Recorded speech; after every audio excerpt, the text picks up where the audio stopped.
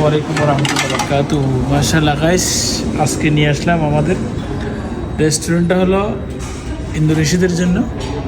So দেখায় আপনাদেরকে সব ইন্দোনেশিয়াদের যে খাবারগুলো বিকল আমাদের দক্ষিণাঞ্চলের এই যে পাতগুলো যে করে যে রাইসগুলো যেভাবে বসায় ঠিক সেইরকম বসানো, যে আটা আটা কারণ খুব সুস্বাদু। দেখুন আমার দক্ষিণাঞ্চলে যে আমরা যেভাবে খাই ঠিক সেরকম সুগন্ধিটাও কিন্তু গ্রানটাও মাশাআল্লাহ সেরকম সুন্দর সুগন্ধিটাও রাইসের।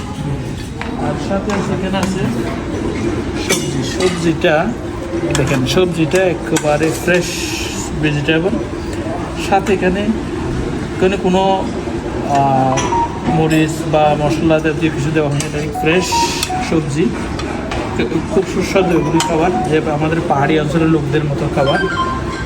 আর এগুলি তো কি দেখতে পাই বুঝতে পারছি না, এগুলি তো ভেজিটেবলের বেসন দিয়ে করে এগুলি। তো সব কিছু একটু একটু দেখাবো। এগুলির নাম হলো, এগুলি ইন্দোনেশিয়াদের একটি খাবার, আমাদের বাংলাদেশের ইয়ার মতো আর কি, মাছের মতো আর কি, মাছের ফিশের ইয়ার মতো। আর এখানে দেখা যাচ্ছে দেখেন ঠিক এই বিফ, এগুলি হলো বিফ, ফ্রেশ বিফ খুব সুস্বাদু দেখেন, একেবারে কোরবানির মাংসের মতো আমাদের দেশের, মাশাআল্লাহ। আর এদিকে আছে হলো সাম্বাল, এটাকে বলে আমাদের বাংলাদেশ এই ইন্দোনেশিয়া ভাষায় বলে সাম্বাল।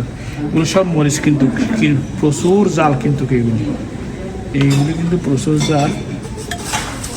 আর এগুলো কি, এগুলো হলো স্যুপ মাশাআল্লাহ, স্যুপ সেরকম।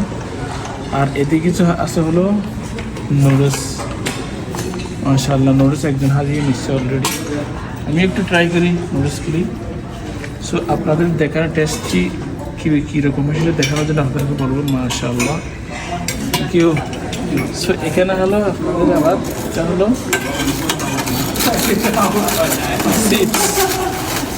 চিপস, আর অন্য দেশের চিপস এগুলো একটু ভিন্ন ধরনের, স্বাদটা কিন্তু আলাদা এই চিপসের।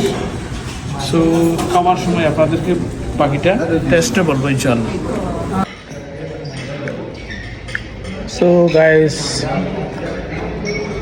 টেস্টটা